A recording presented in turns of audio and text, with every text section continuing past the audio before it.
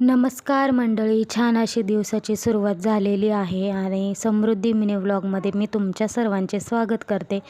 तर सकाळी सकाळी आमचा ना गॅस गेलेला, त्यानंतर मग मी छोट्या गॅसवर पटकन इथे चहा वगैरे बनवून घेतला आणि म्हणलं आता चहा बिस्किट वगैरे खाऊन घ्यावं.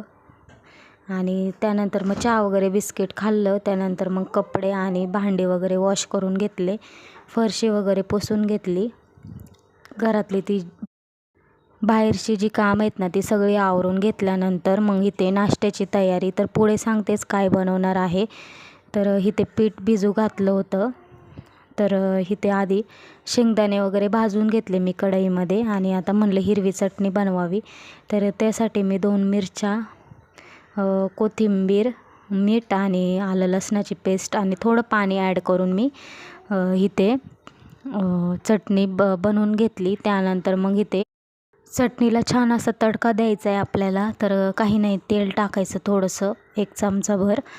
त्यानंतर मग त्यामध्ये मोहरी आणि जिरं आणि थोडंसं कढीपत्ता ॲड करायचा आणि आपली पेस्ट केलेली चटणी मस्तपैकी फ्राय करून घ्यायची तेलामध्ये. तर आपली चटणी ही खाण्यासाठी तयार होती. त्यानंतर मग इथे रवा, दही आणि ते पीठसुद्धा भिजलेलं होतं. 15-20 मिनटासाठी मी आधी भिजल्यानंतर मग इथे छान असा आप्यांचा तवा गरम करण्यासाठी ठेवला गॅसवर, छोटा गॅस करून, बारीक गॅस करून. जर मोठा गॅस ठेवला तर ते करपतं.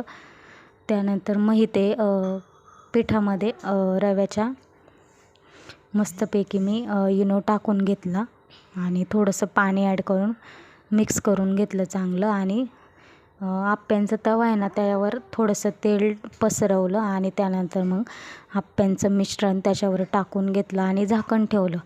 तर इथे भांडे वगैरे मांडायचे होते, मग ते मांडून घेतले तोपर्यंत. तर इथे एक साईडीने पलटून घेतले आप्पे. तर बाळ देखील छान खेळत होतं, त्याचा मूड छान होता आज. मग मस्तपैकी आम्ही दोघींनी नाश्ता वगैरे करून घेतला. तर मस्तपैकी आम्ही दोघींनी इथे नाश्ता एन्जॉय केला.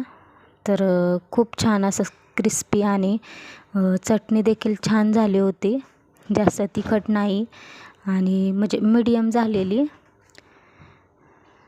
तर बघू शकताय आम्ही मस्तपैकी इथे नाश्ता करतो आहे, या तुम्ही पण करायला.